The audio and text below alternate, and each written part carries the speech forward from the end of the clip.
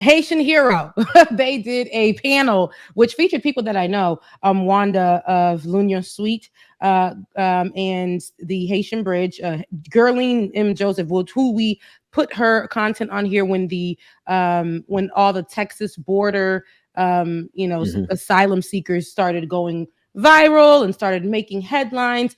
Gerline was one of the first people and one of the only people that main media was using to have that conversation. We're talking main media, CNN, MSNBC, all those networks. And we used some of her content to on our channel as well. She is over Haitian Bridge Alliance, and Ancito Etienne, who is a Haitian journalist, as well as Jimmy Jean Lewis, who we know, that fine Haitian actor, brother Jimmy Jean Lewis. But they all had a conversation about Haiti. I didn't know. I know. Yeah. It's fine. So yesterday they all had a conversation about Haiti, ways to help Haiti, what the diaspora can do, their experiences as immigrants and products of immigrants, because they want to. And thanks and shouts out to Haitian Hero and Act TV, who we're partnered with as well, for pushing this conversation, keeping it going, because it's very important that we continue the conversation about Haiti instead of putting it in the back of our minds and allowing mainstream media, people who are not Haitian at all,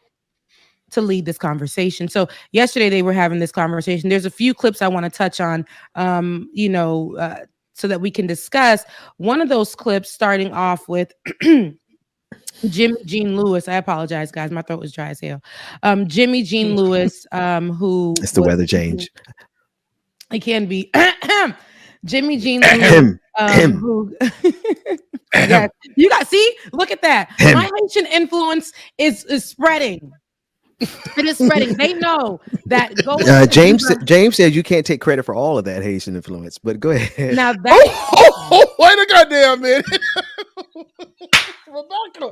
Rebecca, did you just see that? I did. Wow, that was real. That was Haitian real by association. Haitian by association, and that's all right. That's real. I pay attention. I pay attention. I don't know if James was ready, but I was ready. I don't know. But no, seriously. That's my pearls. That's him. I had to wait and see what Rebecca reaction was again. So I pushed the envelope. I did. If I push the envelope too much, I'll be calling you afterwards, apologizing. No, you didn't, because you I might as well apologize now. Let me go ahead and apologize now, because if I pushed it too far, I'll be calling you as soon as the show is over. No, Rebecca, let me shut up. You kept it like, you good, right? Okay. Sorry, go ahead, Rebecca. Go ahead. I'm sorry. As I was saying, the Haitian influence from me and my fellow Haitian by association brother, DJ XKC, it's there. When I cough, if I'm choking, instead of coming over and do the Heimlich maneuver, whatever that word is, but instead of doing the process that they teach you here in America, just ahem.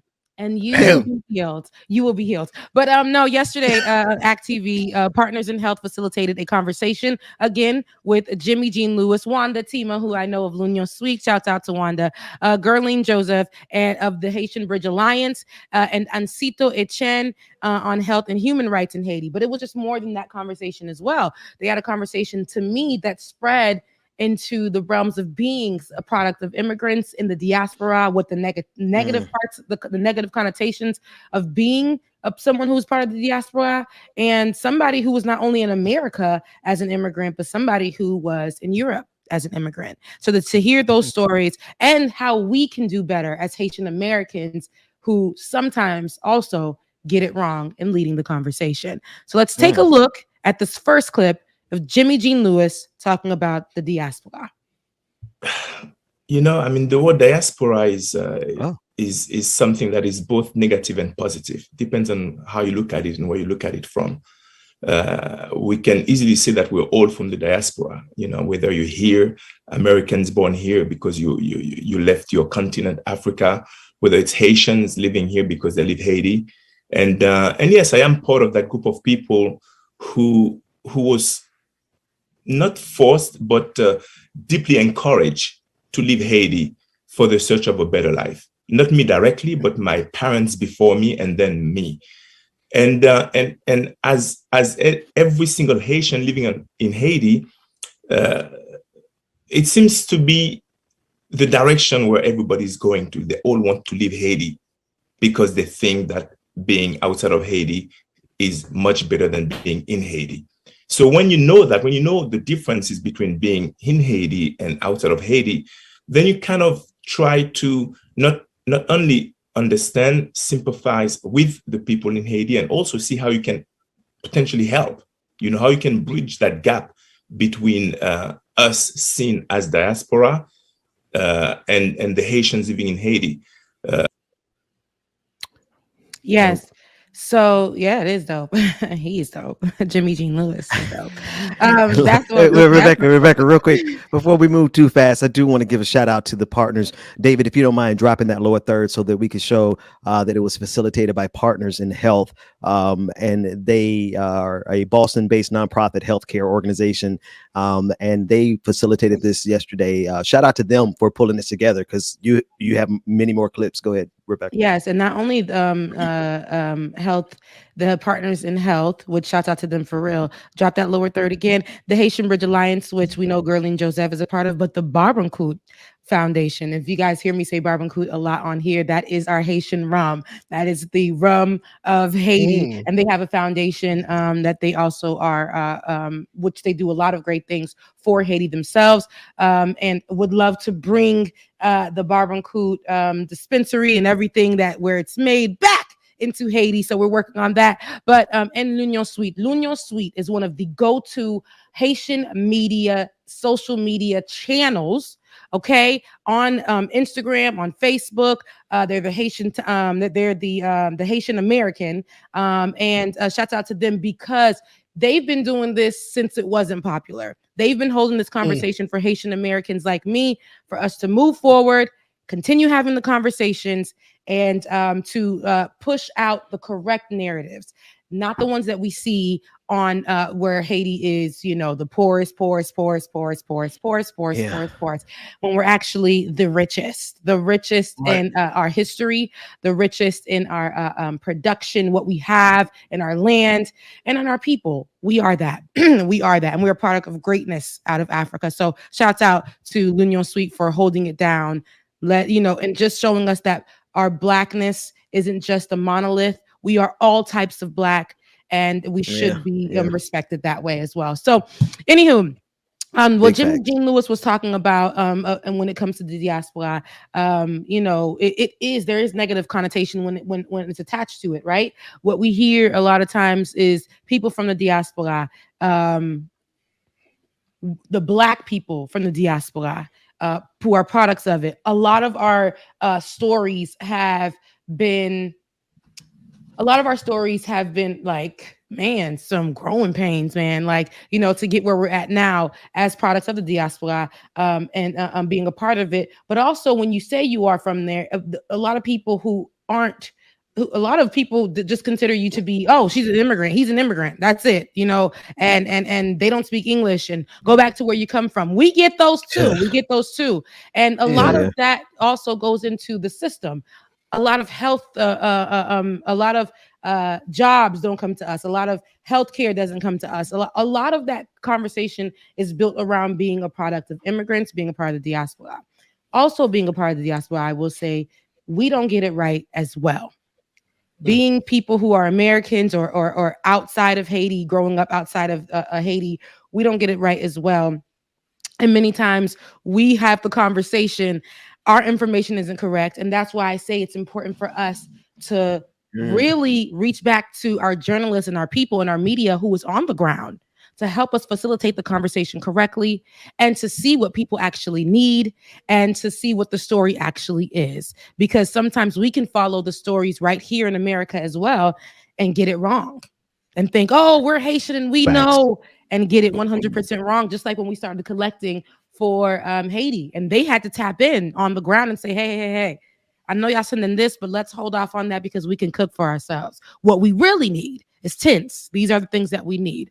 We need water purification tablets, because that's going to help us. Those are the things that we were learning very quickly on this recent time with the story surrounding the earthquake. So that was. But it's good that you guys are willing to.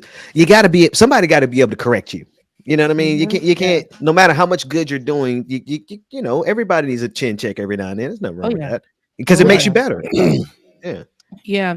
So in this next clip, I really want to play the same person, which is Jimmy Jean Lewis, who was an actor, and you guys have probably seen him in different movies. I believe he was that one movie with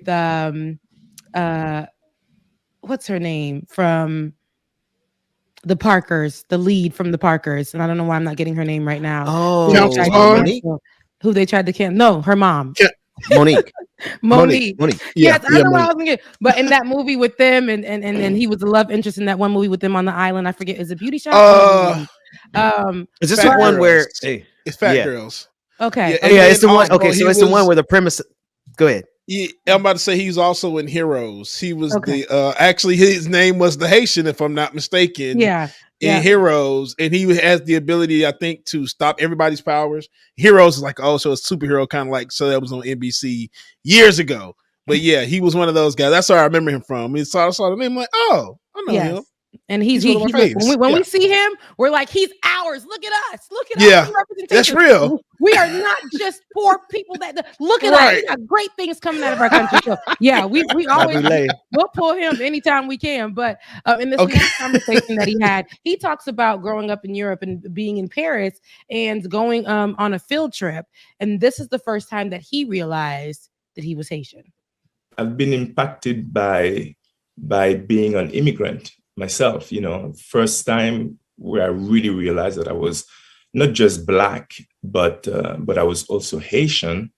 It was going to school in Paris. You know, I was probably 13 or 14 when there was a time where my school was going from France to England. And in that year, because of AIDS, out of all the kids that were going to England, I was the only one that was asked to do an AIDS test. So straight away, I knew I was Haitian. And with that, I'm like, okay, what am I going to do with that? Let me recognize who I am and move with that. You guys understand it's a 13-year-old growing up in the where racism literally just birthed itself and tried to bring itself over here. But, you know, in Europe and knowing that at the age of 13, you're going on a field trip as a child and an AIDS test is presented to you. An AIDS test is presented to you, the only person. And you knew back then, because we know that whole shakedown in Brooklyn when they shook down, the Haitians shook down the Brooklyn Bridge, I believe in the early 90s, late 80s, where they shook down the Brooklyn Bridge because of that conversation of Haiti having AIDS, Haiti being the product of AIDS, Haiti bringing AIDS into the U.S., you know, Haiti being the creator of AIDS, which is such a lie, which is misinformation. But even to know that it was in other countries at the time as well. And this 13-year-old knew about that conversation and was literally the only kid to take an AIDS test just so he can go to Europe. That's a time when he said something key. Not only did I know I was Black, I knew I was Black, but that's when I realized I was Haitian. Haitian. Because they single, and I say this all the time, when it comes to Black immigrants, something about being an African immigrant, when it comes to the Caribbean, specifically an Haitian immigrant, it's just the bottom of the bottom. They make sure that you are treated as such. When we see white immigrants come into this country, we have the conversation, or in other countries too, or even the lighter brown immigrants. Haitian immigrants are treated as the bottom of the barrel, as we've seen here in America, but not only here in America. We heard Jimmy Jean Lewis's account of growing up and how AIDS was attached to Haitians. They needed to stick it to somebody, and they needed to stick it to the disease on somebody, a group of people who to them are less than. And for us, it's like Haitians have to pay for they have to pay every day of their lives for their freedom, for rebelling, for being the first Black country to rebel and win, and the free first Black republic in the world. We're talking about the world, okay? The world. And that's from the chains of our slave owners. And we don't play that, right? And that's why I'm allergic to slavery. That's just my DNA. That's in my DNA. I don't like. That's right. That's why I don't like my job.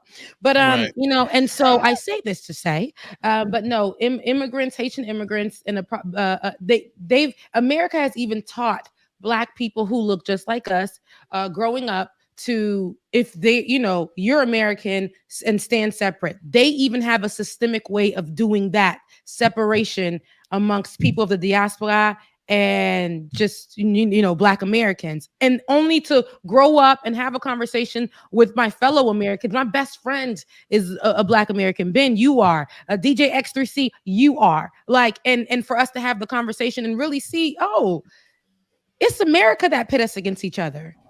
Black people, and what they wanted to make you understand is that you're different. You're the type of Black that's different. You're the good Black. You're American Black.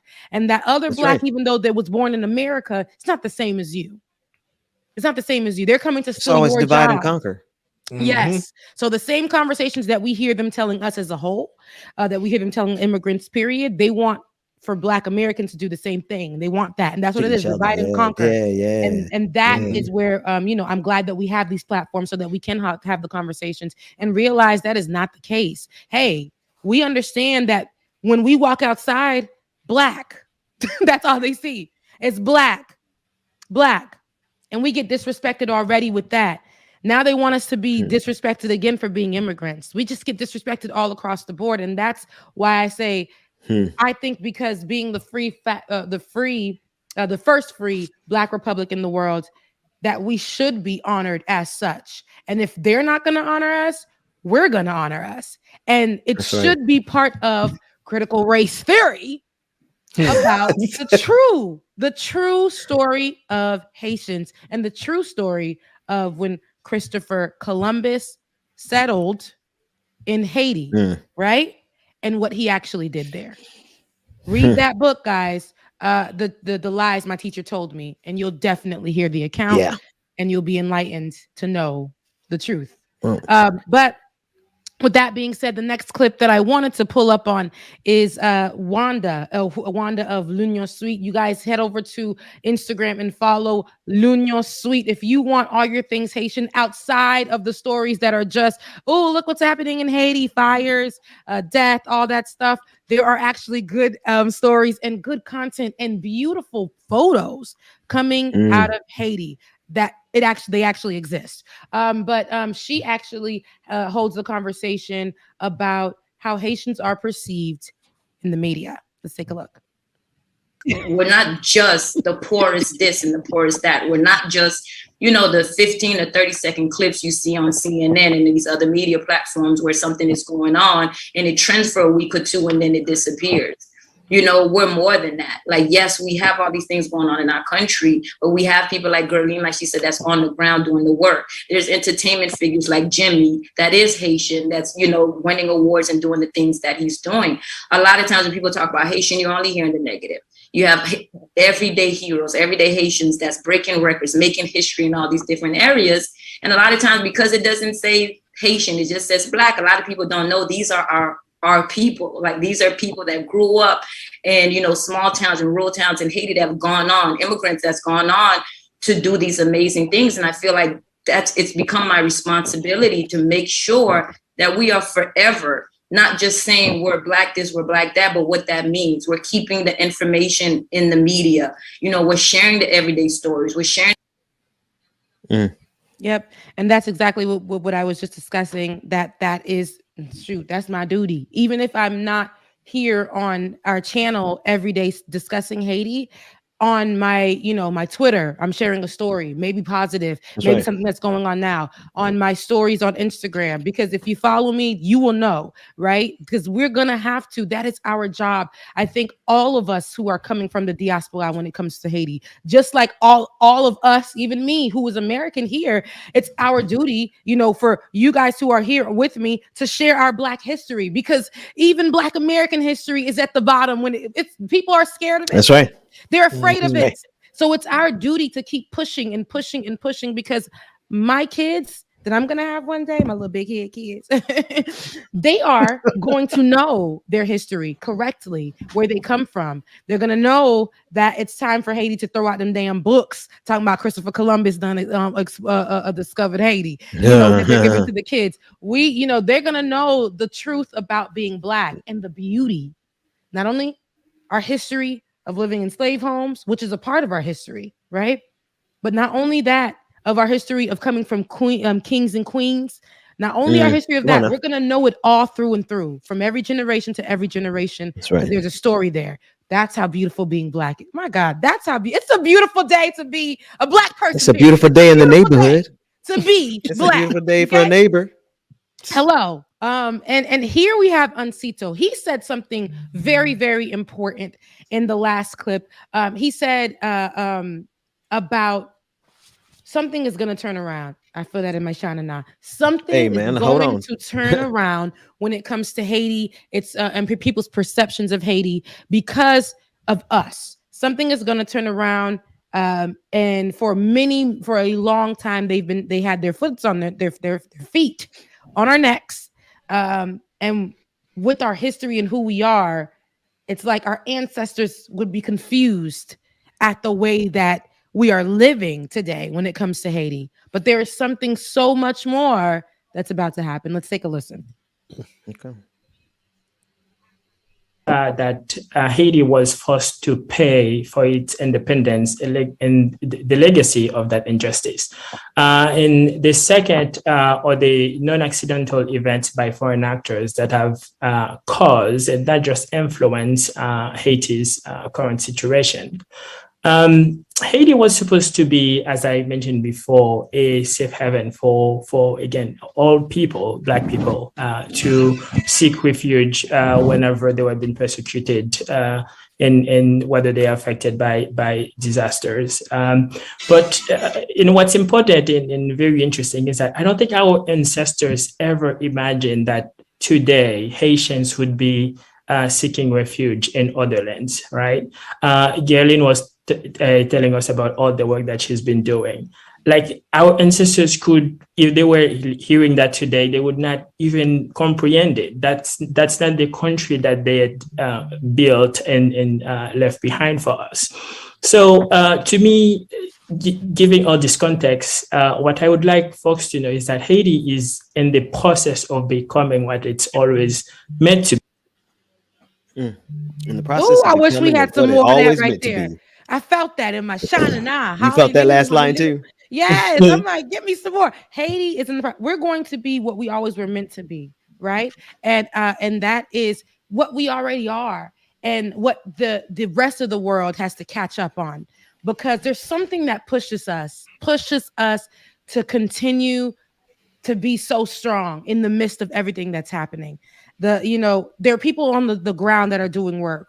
But what the media does is only go to the places that are very, very hurt, very, very behind on times, very, very just showing people who aren't smiling, people who are devastated. Yes, our government is broken. Yes, these things are all a part of what's happening.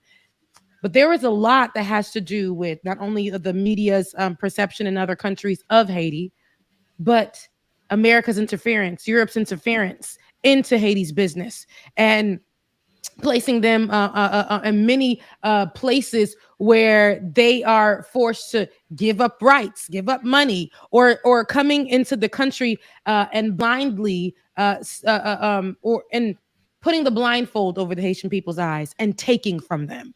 And that's a history that we know, even with Christopher Columbus. If we go into the history, we'll know that he documented the people of Haiti at the time, the originals on the island of Haiti when he pulled up, as people who were so nice, who wanted to give and give gold, and did this whole dinner and lunch for them.